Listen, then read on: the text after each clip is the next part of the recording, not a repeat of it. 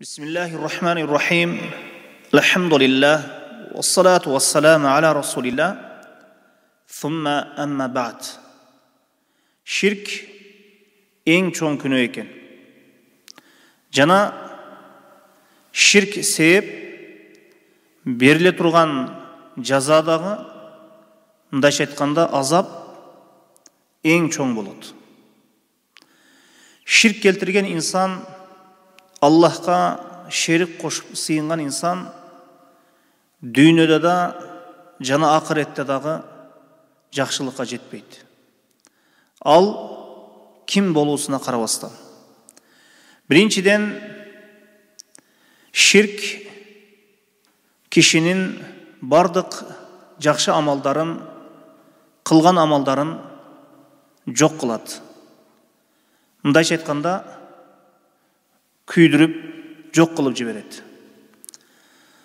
Эгер бир инсан 5 убак намаз окуган болсун, жана орозо туткан болсун, жана нафил орозолор туткан болсун, түнкү тахаджуд намаздарын окусун, садакалар берген болсун, бирок ал мына ушул амалдарында, жана өз иштеринде, жана ибадаттарында Аллахка шерик кошкон болсо, ширк күнөөсүн жасаган болсо, анын ибадаттары баарысы күйүп жок болуп, бир тыйынга арзыбай калат. Ширктен кала берсе, пайгамбарлардагы эскертилди. Аллах Таала Куранда айтат: وَلَقَدْ أُوحِيَ إِلَيْكَ وَإِلَى الَّذِينَ مِنْ قَبْلِكَ لَئِنْ أَشْرَكْتَ لَيَحْبَطَنَّ عَمَلُكَ وَلَتَكُونَنَّ مِنَ الْخَاسِرِينَ. Чындыгында, о Мухаммад саллаллаху алейхи вассалам, сага дагы жана сага чейинкилерге дагы кабар кылынды, кабарланды, вахий кылынды. Эгер бир ширк келтирсең, амалдарың күйүп, өчүп кетет, жок болуп кетет, жана зыян көрүүчүлөрдөн болуп каласың деген мына ушул нерсе, мына ушул эскертме сага дагы Мухаммад саллаллаху алейхи вассалам, жана сага чейинки пайгамбарларга дагы, жана алардын үммөттөрүгө дагы айтылынды, мына ушундай эскертме берилди дейт. Мына ушул аятка карай турган болсок, эгер пайгамбар дагы бир ширк келтире турган болсо, амалдары күйүп жок болуп кетет экен. Эми чындыгында пайгамбарлардан ширк болуусу мүмкүн эмес. Эч бир пайгамбар Аллахка шерик кошкон эмес, ширк келтирген эмес. Эгер ушул ширк күнөөсү пайгамбардан болуп кала турган болсо, амалдары күйүп жок болуп кетет экен. Эми ширк чоң күнөө деп айттык. Күнөөлөрдүн эң чоңу мына ушул ширк күнөөсү кишинин амалдарын, жакшы иштерин жок кылып жиберет, күйдүрүп жиберет. Ошондуктан Кур'ан-ы Керимде Аллах Таала бир нече аяттарда мына ушул ширк күнөөсүнөн бизди эскерткен. Вa'будуллаха ва ла тушрику бихи шай'a. Аллахтын өзүнө гана сыйынгыла, жана ибадатта Аллахка эч бир нерсени шерик кошпогула деп мына ушундай айтылган. Айша радыйаллаху анха мына ушул пайгамбарыбыз саллаллаху алейхи вассаламдын сүйүктүү аялы. Айша радыйаллаху анхадан бир хадис келет. Жахилият заманында Айша радыйаллаху анханын уруусунан бир Ибн Жудаан деген бир киши өткөн экен. Ал киши өтө берешен киши экен. Адамдарга өз жакшылыгын эч качан аябайт экен. Берешен киши, колу ачык киши экен. Анан адамдарга тамак бергенде лестница менен чыгып жей турган даражадагы идиштерде тамак берет экен. Жана ошондой эле ошол идиштердеги тамактарды төөчөн киши төөсүндө туруп жейт экен. Шундай кол ачык берешен киши экен, адамдарга көп жакшылык кылат экен. Адамдардан ошол коюлунган тамактар артып калса, адамдарга коюлунган тамактар артып калса, өрөндөргө алып барып куштарга, өрөндөрдөгү жапайы жырткыч айвандарга төгүп бергиле, чачып бергиле деп айтат экен. Ушул киши тууралуу Айша радиаллаху анха айтат, пайгамбарыбыз саллаллаху алейхи вассаламдан мына ушул киши тууралуу сурадым дейт. Я Расулулла, о Аллахтын элчиси, жахилият заманында Ибн Жудаан деген бир киши бар эле. Тууган урук менен мамилеси жакшы эле, туугандарына жакшылык кылат эле, кошуналарына жакшылык кылат эле, адамдарга тамак берет эле, жакшы иштерди көп жасайт эле, колу ачык берешен киши эле.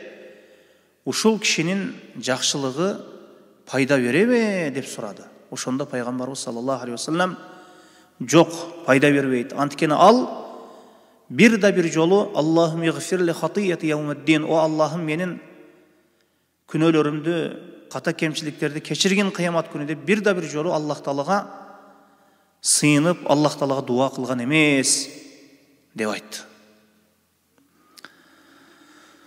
Мына ошондуктан кишинин эч бир жакшылыгы ага пайда алып келбейт, эгер ал Аллахка шерик кошо турган болсо. Биринчи, эгер киши ширк келтире турган болсо, амалдары күйүп кетет экен.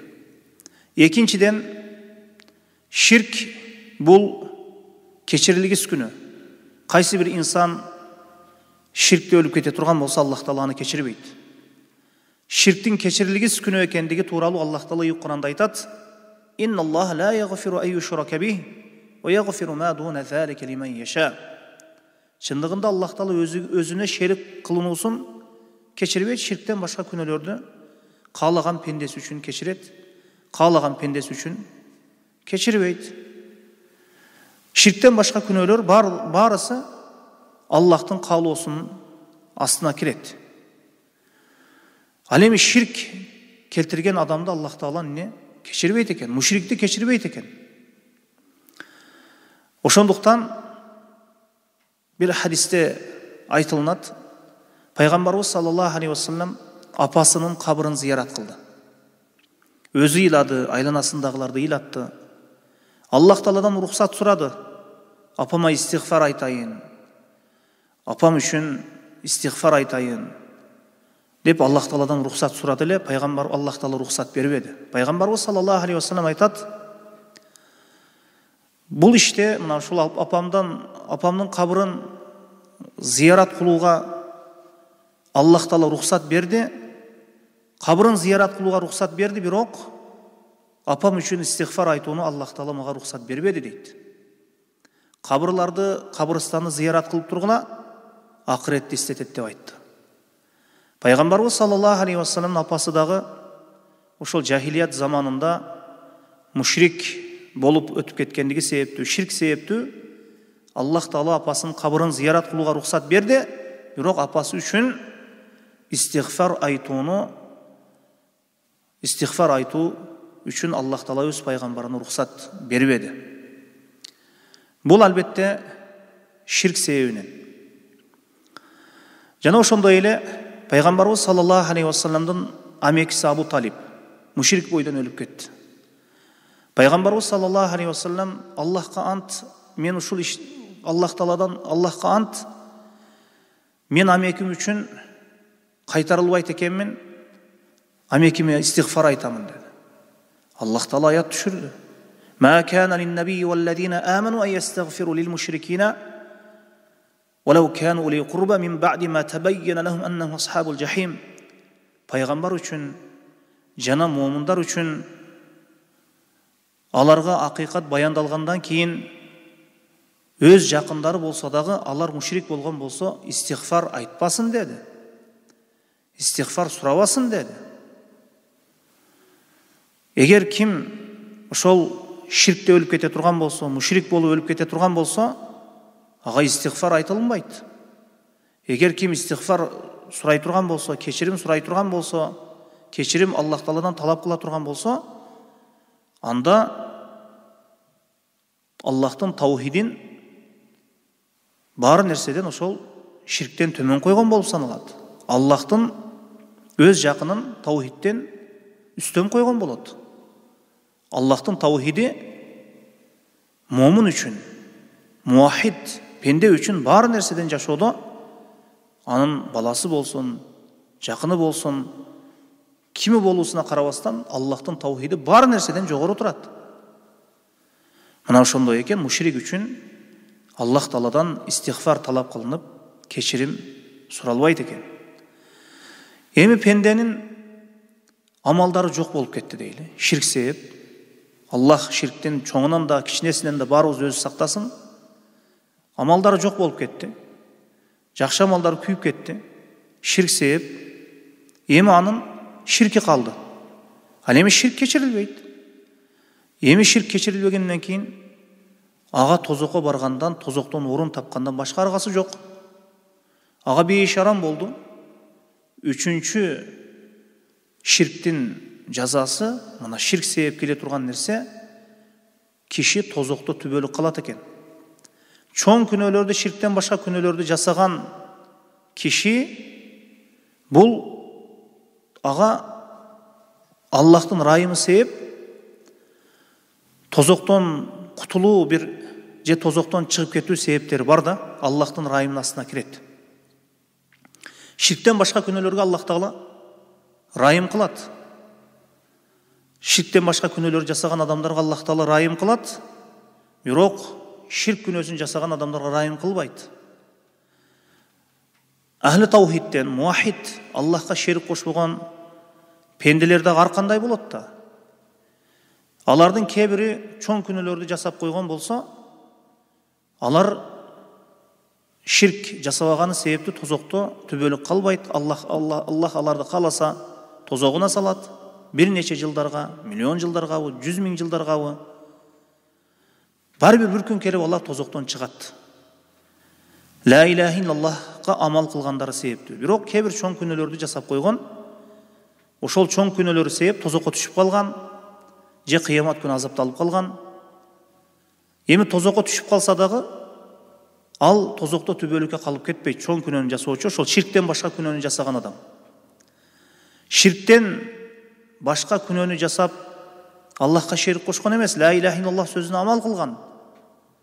Анан тозокко түшүп калды. Бир нече жылдардан кийин Аллах Таала ла иляха иллаллах таухид калимасына амал кылгандыгы себеп, ширк келтирбегендиги себеп тозоктон чыгарган убакытта тозокто бир нече жылдар бою мушриктер менен капырлар менен бирге азапталган болот.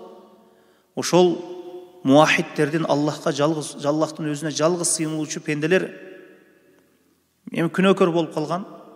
Тозоктон чыгып кетип жатканда аларга арзуу кыялын кылышып, кана эми биз дагы мусулман болгонубузда мына ушулар сыяктуу тозоктон чыгып кетмек элек, чыгып кетмекпиз деп мусулманчылыктын, исламдагы чоң бир неимат, таухид неиматын ошол эстерин алышып, мусулманчылыктын арзуу кыялын кылышат экен. Ким Аллахка шерик кошкон болсо, ага бейиш арам болду, анын бара турган жери тозок дейт. Ага бейишке кирүү мүмкүн эмес. Мушрик бейишке эч качан кире албайт. Кирүүсү мүмкүн эмес. Мына ошондуктан ширктин акыбети жаман. Бул дүйнөдө дагы, жана акыретте дагы. Аллаху а'лам.